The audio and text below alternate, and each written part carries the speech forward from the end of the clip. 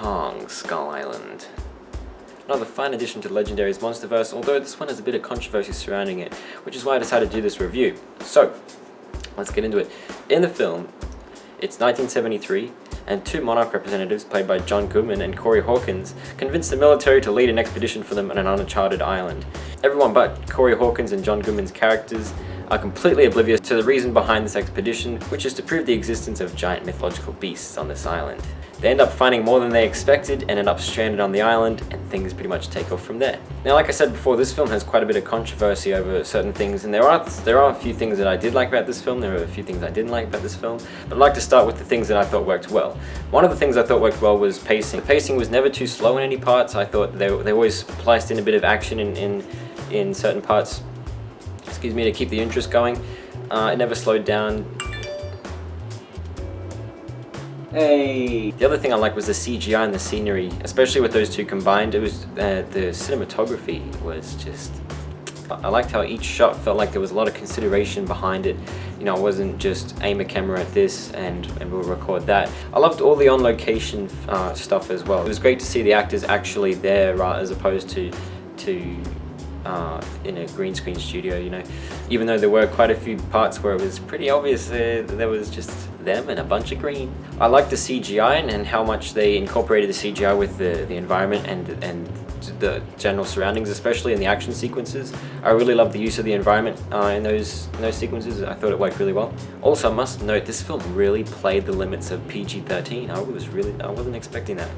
I'd seen a couple of reviews before and I thought, oh, maybe maybe it's more subtle than what I'm thinking, but no, it's straight up pretty gory in some parts. Now, as opposed to quite a few people's opinions, I actually found the soundtrack quite engaging. I thought it was great. I thought it worked well with I thought it was on topic. I thought it worked well with what was happening in each sequence. I also love the whole premise of this film, that it was breaking away from the trend of King Kong, that it was breaking away from the trend that every other King Kong film has been following, which was that he eventually goes to New York, which leads to his inevitable death, and there's like some sort of dynamic there to be told. And some of the things I wasn't too fond about was some of the character development, although I can't complain about it too much. This is a monster film, what were you expecting? But the editing I found was a little choppy in some parts. I noticed when they first encounter Kong on the island, I thought it was jumping all over the place for a little while, and I kind of lost it a little bit, but it picked itself back up towards especially the third act. Alright, now on to the characters. First I wanted to talk about Samuel L. Jackson's character, Houston. It wasn't Houston, was it? Let me just check real quick. Excuse me, Houston. Preston Packard. This character was one of the most developed characters in the film, and I found a lot of interest in this one. I loved the way he was portrayed. Obviously, what are you going to expect? It's Samuel L. Jackson. Of course he's going to give a good performance. So from what I've gathered from the film, this character is very engaged with war. It's changed his ways of life, basically, and he even thanked his superior when he was assigned to the expedition.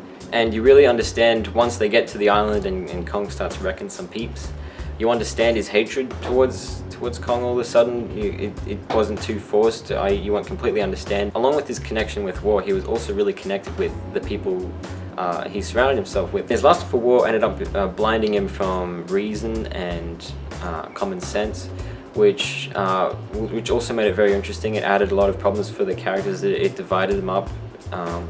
So I thought that worked very well for the story, especially.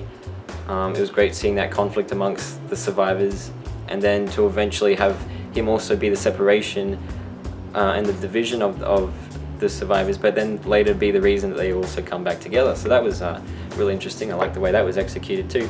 And he created a really big problem for later on in the film. That's kind of spoiler territory, but if you watch the film, you know what I mean. Now, Tom Hiddleston's character, James Conrad, was a little bit interesting. I found his character a little undeveloped, even though, which kind of surprised me because of the amount of screen time he has and the amount of things he does in the film, but none of it kind of really adds to his character. We kind of get the sense of who he is within the first 2 minutes of his character, and it doesn't really progress much further than that. Basically, he plays like the team leader. He's the more mature and the more knowledgeable in this scenario, and leads the survivors, and you know, he's the guy with the plan, all that stuff. So I was kind of a little disappointed in his development, just the fact that they didn't really explore him much further than just this guy who knows his way around this and that, can do all these amazing things. And that's about it. On the subject of undeveloped characters, I found that John Ortiz, if that's how you say his name, and Tian Jing's, excuse me, I felt their characters were severely undeveloped. I didn't really see much purpose in them either. There was really no point in having them there, other than just to tell the audience what's going on a few times. Maybe that's about it. But yeah. I also found Brie Larson's character a little undeveloped. I can't remember her name, and I've looked up everyone else's. Actually, no, I'll look it up, sorry.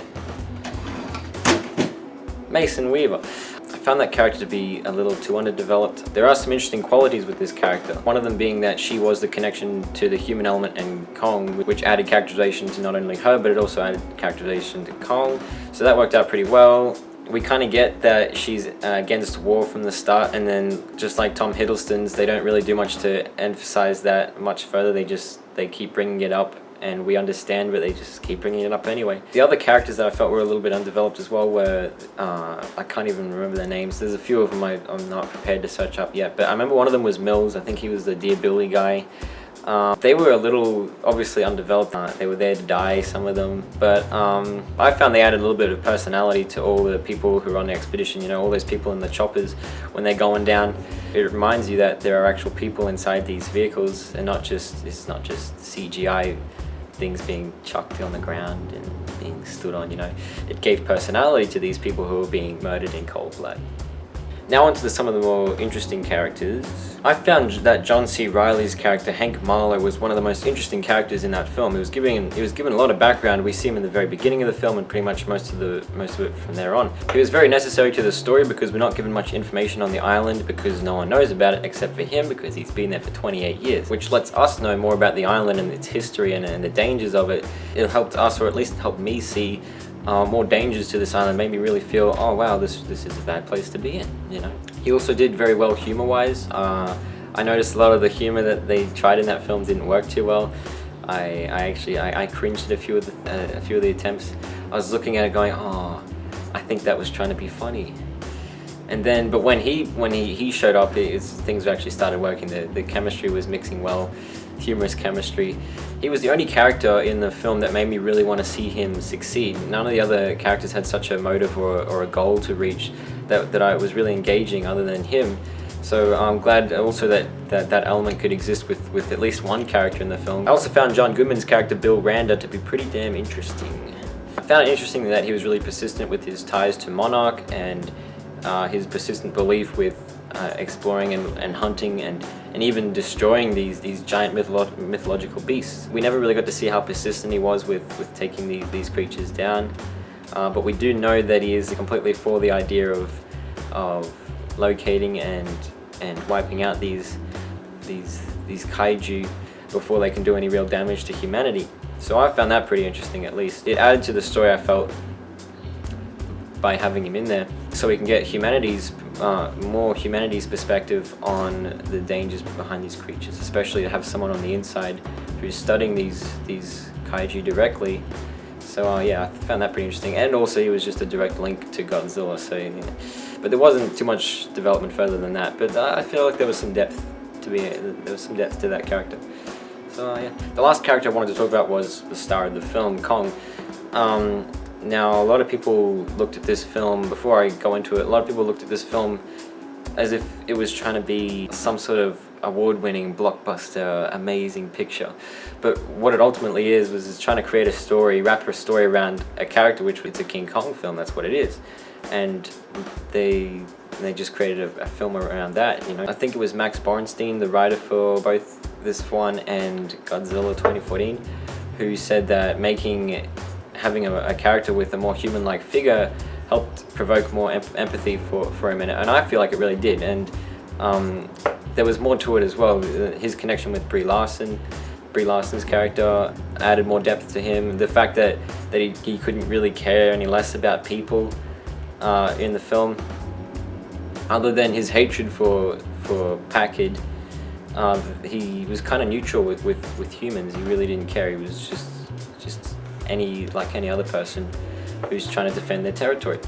So that kind of added a bit of humanity. There was a lot of reason behind him. That he actually seemed to have morals. There was a lot of intelligence behind this character, I felt. So So if you put faith into this film and haven't yet seen it, then no need to worry. They did a good job with this Kong. They did a good job setting up the Monsterverse. I'm really excited for that. And credit scene. So overall, I feel like the film had good pacing, a good soundtrack. I didn't mind hearing all those 70s, 60s songs in there. So I thought it was good. I thought it worked in well. The scenery was great. On location shooting was great. Some of the green screen stuff was Character development was a little bit, but it wasn't as bad as I think a lot of people are trying to make out it is. I feel like a lot of the characters in there definitely had a lot of depth behind them. There was a lot to those characters that I think a lot of people were missing out on. The CGI was great. I love the CGI. For the most part, it looked authentic. It kept me engaged. The humor could have been better. I mean, I'm glad John C. Reilly was cast as Marlowe, because otherwise the humor would have brought the film down quite a bit. Yeah, because some of the attempts in there are just. I love the whole atmosphere created from this film. It's completely different to what you've seen in any other Kong film. This is set in like Vietnamese times. Everything feels so Vietnamese. The giant sunsets, such as the one in this one, the giant moons, the over-exaggerated sunsets and moons was really a help added to that. I feel so. I liked how they were done. So overall, I'm gonna give Kong a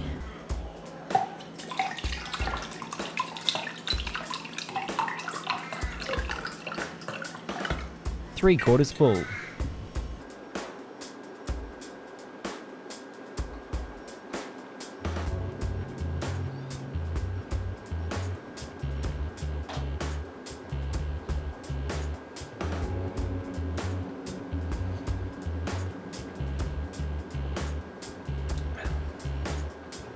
This is going to take longer than I thought.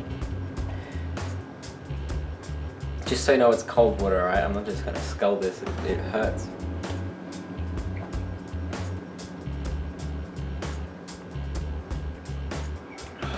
Brain freeze.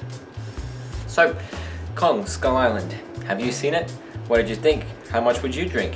Also, this is my first film review. Obviously, I'd like to know how I did. Should I keep going? If you don't want me to keep going, mate, I'll stop that right now. I'll do it. I'm prepared. But if you want me to keep going, then sure, let's do it. It is in your hands now. Keep that in mind.